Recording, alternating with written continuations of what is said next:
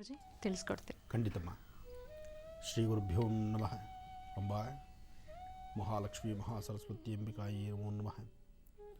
ತಾಯಿ ಶಾರದನ್ನು ಪ್ರಾರ್ಥನೆ ಮಾಡಿ ವಿದ್ಯಾರ್ಥಿಗಳಿಗೆ ಬೇಕಾಗಿರ್ತಕ್ಕಂಥ ವಿದ್ಯಾರ್ಜನೆಗೆ ವರ್ಷವಿಡೀ ಶ್ರಮಪಟ್ಟು ಎಕ್ಸಾಮ್ ಸಮೀಪಿಸ್ತಾ ಇದೆ, ಅದಕ್ಕಾಗಿ ನೀವು ಸಿದ್ಧರಾಗಬೇಕು, ವ್ಯವಸ್ಥೆ ಮಾಡ್ಕೋಬೇಕು. ನೀವು ನಿಮ್ಮ ಪರಿಸರದಲ್ಲಿ ಸಿಗುವಂತಹ ವನಸರಿಗಳಿಂದಲೇ ಇಂತಹ ಒಂದು ತಂತ್ರಸಾರವನ್ನು ಸಿದ್ಧಿಪಡಿಸ್ಕೊಳ್ಬೇಕು. ಈ ಹಿಂದೆ ಹುಬ್ಳಿಯಿಂದ ಒಬ್ಬ ತಾಯಿ ಫೋನ್ ಮಾಡಿದರು ತನ್ನ ಮಕ್ಕಳ ಬಗ್ಗೆ. ಪ್ರತಿಯೊಬ್ಬರಿಗೂ ಸಹಿತ ಆತಂಕ ಇದೆ, ಪ್ರತಿಯೊಬ್ಬರಿಗೂ ಸಹಿತ ಒಂದು ನೋವಿದೆ. ಯಾಕೆಂದರೆ ಮಕ್ಕಳು ಒಳ್ಳೆಯ ಅಂಕಗಳು ಬರಬೇಕು, ಶ್ರಮ ಬಿದ್ದು ಓದೋವಂಥವ್ರು ಮಕ್ಕಳು ಹೇಗೆ ಓದ್ತಾರೆ ಅನ್ನೋದು ಮುಖ್ಯ ಅಲ್ಲ.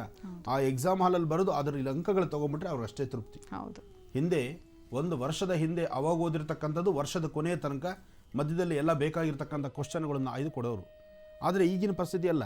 ಮಧ್ಯೆ ಎಕ್ಸಾಮ್ಸ್ ಆಯಿತು ಅಂದರೆ ಆ ಹಿಂದಿನ ಪಾಠ ಬಿಡ್ತಾರೆ, ಮುಂದಿನ ಪಾಠದ್ದು ಕೊಡ್ತಾರೆ. ಹೇಳಬೇಕಂದ್ರೆ ವಿದ್ಯಾರ್ಥಿಗಳಿಗೆ ಈಗ ನಿಜಕ್ಕೂ ಬಹಳ ಒಂದು ಸುಲಭನಾದಿರ್ತಕ್ಕಂಥದ್ದೇ. ಆದರೆ ಶ್ರಮ ಅನ್ನೋದನ್ನು ನೀವು ತೋರಿಸ್ತಾ ಇಲ್ಲ. ಶ್ರಮ ಬಿದ್ದು ಅಭ್ಯಾಸವನ್ನು ಸ್ವಲ್ಪ ಮಟ್ಟಿಗಾದರೂ ನೀವು ಕಷ್ಟ ಬಿದ್ದರೆ ಖಂಡಿತ ಒಳ್ಳೆ ಅಂಕಗಳನ್ನು ತೊಗೊಳ್ಬೋದು. ಆದರೆ ನಿಮ್ಮ ಶ್ರಮ ಎಲ್ಲ ಮೊಬೈಲ್ ಒಳಗೆ ಏನಿದೆ, ಯಾವ ಇನ್ಸ್ಟ್ರೂಮೆಂಟ್ ಇದೆ, ಅದರೊಳಗೆ ಏನು ಕಾಂಪ್ಲಿಮೆಂಟ್ಸ್ ಇದೆ, ಏನೇನಿದೆ ಅದನ್ನು ಹುಡುಕಾಟದಲ್ಲಿ ಹೋಗ್ತಾ ಇದ್ದೀರಿ. ಮೊಬೈಲ್ ಒಳಗೆ ಎಷ್ಟು ನೀವು ಜವಾಬ್ದಾರಿ ಎಷ್ಟು ಆಳವಾಗಿ ಇಳಿದು ಹೋಗ್ತಾ ಇದ್ದೀರೋ ಅದನ್ನೇ ನಿಮ್ಮ ಓದೋದ್ರಲ್ಲಿ ವಿದ್ಯಾಭ್ಯಾಸದ ಕಡೆ ಗಮನ ಕೊಟ್ಟರೆ ಖಂಡಿತ ಸಾಕಷ್ಟು ಯಶಸ್ಸಾಗುತ್ತೆ. ವಿದ್ಯೆ ಎಂಬತಕ್ಕಂಥದ್ದು ಯಾರ ಬಳಿ ಇರುತ್ತೋ ಅವರನ್ನು ಪೂಜಿಸ್ತಾರೆ. ವಿದ್ವಾನ್ ಸರ್ವತ್ರ ಪೂಜ್ಯತೆ ಅಂತ ಹೇಳಿದ್ದಾರೆ ಹಿರಿಯರು. ನೋಡಿ, ವಿದ್ಯೆ ಎಂಬತಕ್ಕಂಥದ್ದು ಯಾವ ಗೌರವವನ್ನು ನಿಮಗೆ ಸಲ್ಲಿಸುತ್ತೆ.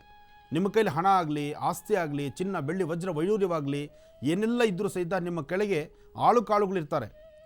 ಆದರೆ ವಿದ್ಯೆ ಎಂಬತಕ್ಕಂಥದ್ದಿದ್ದರೆ ನಿಮ್ಮನ್ನು ಪೂಜಿಸೋರು ಇರ್ತಾರೆ. ನಿಮ್ಮಲ್ಲಿ ವಿದ್ಯೆ ಇದ್ದರೆ, ಹಿಂದೆ ಸಾಮಾನ್ಯಕ್ಕೆ ಹಳ್ಳಿಗಳ ಕಡೆ ಆಗಲಿ ಸಿಟಿಗಳಲ್ಲೂ ಇದು ನಡೀತಿತ್ತು. ಏನಾದ್ರು ಒಂದು ಕಾಗದ ಬರಿಬೇಕಾದ್ರೆ ಅಥವಾ ಸ್ಟಾಂಪ್ ಪೆಂಟ್ರ್ ಹತ್ರನೋ ಊರಲ್ಲಿ ಇರ್ತಕ್ಕಂಥ ಹಿರಿಯರ ಹತ್ರನೋ ಒಂದು ಕಾಗದ ಬರೆಸ್ಬೇಕಾದ್ರೆ ಅವ್ರ ಮನೆ ಬಾಗಿಲಲ್ಲಿ ನಿಂತ್ಕೋಬೇಕಾಗಿತ್ತು. ಆದರೆ ಇವತ್ತದಲ್ಲ. ಇವತ್ತು ಪ್ರತಿಯೊಬ್ಬರ ಮನೆ ಮಕ್ಕಳು ಸಹಿತ ಕಾಗದ ಬರಿತೀರಿ, ಕಾಗದ ಇಲ್ವೇ ಇಲ್ಲ ಬಿಡಿ, ಮೊಬೈಲ್ ಇಟ್ಕೊಂಡು ಮೆಸೇಜ್ ಹೊಡೆದು ಬಿಡ್ತೀರಿ, ಇಲ್ಲಾಂದರೆ ವಾಟ್ಸಪ್ಪಲ್ಲಿ ಬಿಟ್ಬಿಡ್ತೀರಿ. ಆ ಕಾಗದ ಬರೆಯೋ ಪದ್ಧತಿನೂ ಹೋಯಿತು. ಮನೆಗೊಂದು ಕಾಗದ ಬಂದುಬಿಟ್ರೆ ಸಾಕು, ಅದು ನೋಡಿ ಓಪನ್ ಮಾಡಿ ಓದುವಷ್ಟೊಳಗೂ ಮನಸ್ಸು ತಡೀತಾ ಇರಲಿಲ್ಲ. ಬೇಗ ಬೇಗ ಹರಿಬೇಕು, ಒಳಗಡೆ ಏನಿದೆಯೋ ಓದ್ಬಿಡ್ಬೇಕು. ಅದು ಚೆನ್ನಾಗಿತ್ತು ಕಾಲ. ಮರುಕಳಿಸುತ್ತೆ, ಬರುತ್ತೆ ಪುನಃ ಆ ದಿನ. ಪುನಃ ಪೋಸ್ಟ್ ಆಫೀಸಿಗೆ ಕೆಲಸ ಸಿಗುತ್ತೆ. ಪೋಸ್ಟ್ ಆಫೀಸಲ್ಲಿ ಇರ್ತಕ್ಕಂಥವ್ರಿಗೆ ಕೆಲಸ ತುಂಬ ಕಡಿಮೆ ಆಗಿಬಿಟ್ಟಿದೆ ಈಗ. ಮೊದಲು ಪೋಸ್ಟ್ ಮ್ಯಾನಿಗೆ ಒಂದು ಸೈಕಲ್ ತೊಳ್ಕೊಂಡು ನಡ್ಕೊಂಡು ಮನೆಗೂ ಪೋಸ್ಟ್ ಹಾಕೋದಿತ್ತು. ಇವತ್ತು ಮನೆ ಮೊಬೈಲ್ ಇರೋದ್ರಿಂದ ಎಲ್ಲ ಅಲ್ಲೇ ಬಂದುಬಿಡುತ್ತೆ. ಅಂದರೆ ವಿದ್ಯೆ ಅನ್ನೋದನ್ನು ಏನು ಅಭಿವೃದ್ಧಿ ಆದರೂ ಅದನ್ನು ಸರಿಯಾದ ರೀತಿ ಎಲ್ಲವೂ ತೊಗೋಬೇಕಾದ್ದು ವಿದ್ಯಾರ್ಥಿಗಳೇ ಇರಲಿ. ವಿದ್ಯಾರ್ಥಿಯ ಜೀವನಕ್ಕೋಸ್ಕರನೇ ಇವತ್ತು ಅತ್ಯಮೂಲ್ಯವಾಗಿರ್ತಕ್ಕಂಥ ಈ ಸಿದ್ಧಿತಂತ್ರ. ಈ ಸಿದ್ಧಿತಂತ್ರವನ್ನು ಸಿದ್ಧಿ ಮಂತ್ರದೊಂದಿಗೆ ನಾವು ವಿಶೇಷವಾಗಿ ಅನುಸರಣೆ ಮಾಡಿದ್ರೆ ಆ ಅನುಷ್ಠಾನದಲ್ಲಿ ಸಂಪೂರ್ಣವಾದಂಥ ಫಲವನ್ನು ಸಿದ್ಧಿಪಡಿಸ್ಕೊಳ್ಬೋದು. ಮತ್ತೊಮ್ಮೆ ಹೇಳ್ತಿದ್ದೀನಿ, ಅಶ್ವತ್ಥ ಅರಳಿ ಎರಡೂ ಒಂದನೇ. ಇದು ಅಶ್ವತ್ಥ ವೃಕ್ಷ ಅಥವಾ ಅರಳಿ ಎಲೆ ಎರಡೂ ಒಂದನೇ. ಚೆನ್ನಾಗಿ ಅರ್ಥ ಮಾಡ್ಕೊಳ್ಳಿ. ಈ ಹಿಂದೆ ಆ ತಾಯಿ ಕನ್ಫ್ಯೂಷನ್ ಮಾಡ್ಕೊಂಡಾಗೆ ನೀವು ಕನ್ಫ್ಯೂಷನ್ ಮಾಡ್ಕೋಬೇಡಿ. ಅಶ್ವತ್ಥ ಅರಳಿ ಮರ ಎರಡೂ ಒಂದನೇ. ಮೂಲತೋ ಬ್ರಹ್ಮರೂಪಾಯ ಮಧ್ಯಾಂತೋ ವಿಷ್ಣುರೂಪಿಣಿ ಅಗ್ರದಂ ಶಿವರೂಪಾಯ ವೃಕ್ಷರಾಜ ಇತಿ ನಮಃ. ಹಾಗೆ ರಾಜಗಳಲ್ಲೇ ವೃಕ್ಷರಾಜ ಅಶ್ವತ್ಥರಾಜ, ಅಶ್ವತ್ಥ ವೃಕ್ಷ. ಈ ಅಶ್ವತ್ಥ ವೃಕ್ಷ ಇನ್ನು ಬೇಕಾಗಿರ್ತಕ್ಕಂಥದ್ದು. ಗುರುಜಿ, ಅನುಷ್ಠಾನದಲ್ಲಿ ಯಂತ್ರದ ಭಾಗ ಆಯಿತು, ಮುಂದೇನ ಯಂತ್ರವನ್ನು ಧರಿಸುವುದು. ಯಂತ್ರ ಧರಿಸುವಂಥದ್ದು ಅದನ್ನು ಮೈಮೇಲೆ ಧರಿಸೋದು ಬಹಳ ಅನುಕೂಲ. ಧರಿಸ್ಲಿಕ್ಕೆ ಆಗೋದಿಲ್ಲ, ಮನಸ್ಸು ಒಪ್ಪೋದಿಲ್ಲ. ಪಕ್ಕದಲ್ಲಿ ಹುಡುಗರು ಛೇಡಿಸ್ಬೋದು, ಏನೋ ಯಂತ್ರ ಹಾಕ್ಕೊಂಬಂದ್ಬಿಟ್ಟಿದ್ಯಾ ಅಂತ. ಯಾರು ಹೇಳಿದ್ರಂತ ವಿಧಾನಸೌಧಕ್ಕೆ ನಿಂಬೆಹಣ್ಣು ಇಟ್ಕೊಂಡ್ರೆ ಸರ್ಕಾರ ಅಲ್ಲಾಳುತ್ತೆ ಅಂತ. ಹಾಗೆ ಯಂತ್ರವನ್ನು ಹಾಕ್ಕೊಳ್ಳೋದ್ರಿಂದ ಏನಾದ್ರು ತೊಂದರೆ ಅಂತ ನಿಮ್ಮ ಮನಸ್ಸಿಗೆ ಅನ್ಸಿದ್ರೆ ಭಯಪಡಬೇಡಿ. ಯಂತ್ರವನ್ನು ನಿಮ್ಮ ಮನೆಯಲ್ಲಿ ದೇವ್ರ ಹತ್ರ ಇಡಿ. ದೇವ್ರ ಹತ್ರ ಇಟ್ಟು ಬೆಳಗ್ಗೆ ಶಾಲೆಗೆ ಹೊರಡಬೇಕಾದ್ರೆ, ಕಾಲೇಜ್ಗೆ ಹೊರಡಬೇಕಾದ್ರೆ, ಎಕ್ಸಾಮ್ ಹೊರಡಬೇಕಾದ್ರೆ ಒಮ್ಮೆ ನಿಮ್ಮ ಉಂಗ್ರದ ಬೆರಳಿಂದ ಯಂತ್ರವನ್ನು ಸ್ಪರ್ಶಿಸಿ ಸಂಪೂರ್ಣವಾದಂಥ ರೀತಿ 108 ಬಾರಿ ಬೀಜಾಕ್ಷರಿ ಮಂತ್ರವನ್ನು ಹೇಳಿಕೊಂಡು ಪ್ರಾರ್ಥನೆ ಮಾಡಿ 2 ಧೂಪ 2 ಖರ್ಜೂರ ನೈವೇದ್ಯ ಮಾಡಿ. 1 ಖರ್ಜೂರವನ್ನು ಅಲ್ಲೇ ಇಡಿ, ಇನ್ನೊಂದು ಖರ್ಜೂರವನ್ನು ನೀವು ಪ್ರಸಾದವಾಗಿ ತೆಗೆದುಕೊಳ್ಳಿ. ಇಲ್ಲಿ ಒಂದು ಆಲೋಚನೆ, ನಾವು ಸೈಂಟಿಫಿಕ್ ಆಗೂ ಚಿಂತನೆ ಮಾಡ್ತಿದ್ದೀವಿ, ಇಲ್ಲಿ ಚಿಂತನೆ ಇದೆ ಮತ್ತು ಅದನ್ನು ತಿಳಿಸ್ತಾ ಇದ್ದೀವಿ. ಖರ್ಜೂರ ನೈವೇದ್ಯವಾದಂತಹ ಪ್ರಸಾದ ವಿದ್ಯಾರ್ಥಿನಿಯರು ತಗೊಳ್ಳಿ. ಯಾಕೆಂದರೆ ಖರ್ಜೂರವನ್ನು ತೆಗೆದುಕೊಳ್ಳೋದ್ರಿಂದ ಜ್ಞಾಪಶಕ್ತಿ ಚೆನ್ನಾಗಿರುತ್ತೆ, ಮೆಮೊರಿ ಆಗುತ್ತೆ ಮತ್ತು ನೀವು ಏನು ಅಂದುಕೊಂಡಿದ್ದೀರೋ ಅದನ್ನು ಸಾಧಿಸ್ಬೋದು. ಮತ್ತು ರಕ್ತದಲ್ಲಿ ಈ ಒಂದು ಖರ್ಜೂರ ಸೇರಿದಾಗ ನಿಮ್ಮ ರಕ್ತದ ಅಂಶ ಚೆನ್ನಾಗಾಗುತ್ತೆ ಮತ್ತು ದೇಹದಲ್ಲಿ ಒಂದು ಕಾಂತಿ ಇರುತ್ತೆ. ಅದಕ್ಕಿಂತ ಹೆಚ್ಚಿನಾಗಿ ಮೆಮೊರಿ ಇಂಪ್ರೂವ್ ಆಗುತ್ತೆ. ಮೆಮೊರಿ ಇಂಪ್ರೂವ್ ಆಗಲಿಕ್ಕೋಸ್ಕರನೇ, ಜ್ಞಾಪಶಕ್ತಿ ವೃದ್ಧಿಸೋದಕ್ಕೋಸ್ಕರನೇ ಖರ್ಜೂರದಲ್ಲಿ ಸಾಕಷ್ಟು ಪ್ರೋಟೀನ್ಸ್ ಇದೆ, ವಿಟಮಿನ್ಸ್ ಇದೆ, ಸಾಕಷ್ಟು ಅದಕ್ಕೆ ಅರ್ಥಗರ್ಭಿತವಾದಂಥ ಸೈಂಟಿಫಿಕ್ ಆಗೂ ಉಂಟು, ಶಾಸ್ತ್ರಬದ್ಧವಾಗೂ ಉಂಟು. ಇಂಥದ್ದೆಲ್ಲ ಇರುವಾಗ ಖರ್ಜೂರ ನೈವೇದ್ಯ ಕೊಟ್ಟು ಆ ನೈವೇದ್ಯ ಪ್ರಸಾದವನ್ನು ನೀವು ಸ್ವೀಕರಿಸೋದ್ರಿಂದ ಖಂಡಿತ ಯಶಸ್ಸಿದೆ. ಆದರೆ ಬೀಜಾಕ್ಷರಿ ಮಂತ್ರವನ್ನು ಯಾವಾಗೇ ನೀವು ಉಚ್ಚರಿಸಬೇಕಾದರೂ ಉತ್ತರಾಭಿಮುಖವಾಗಿ ಕೂತ್ಕೊಳ್ಬೇಕು. ಉತ್ತರಾಭಿಮುಖವಾಗಿ ಕೂತ್ಕೊಳ್ಳಿ, 108 ಬಾರಿ ಜಪಿಸಿ. ಹಾಗೆ ಎಕ್ಸಾಮ್ ಹಾಲಲ್ಲಿ ಹೋದ ತಕ್ಷಣ ಕ್ವಶನ್ ಪೇಪರ್ ಕೈ ಹಿಡಿತೀರಿ, ಹಿಡಿಯುವಾಗ ಪ್ರಾರ್ಥನೆ ಮಾಡಿ ನಿಮ್ಮ ಮನೆ ದೇವರನ್ನ, ನೀವು ಪಾಠ ಹೇಳಿರ್ತಕ್ಕಂಥ ಗುರುಗಳನ್ನು. ಹಾಗೆ ಬೀಜಾಕ್ಷರಿ ಮಂತ್ರವನ್ನು ಬರೀ 3 ಬಾರಿ ಮಾತ್ರ ನೀವು ಪಠನೆ ಮಾಡಿ.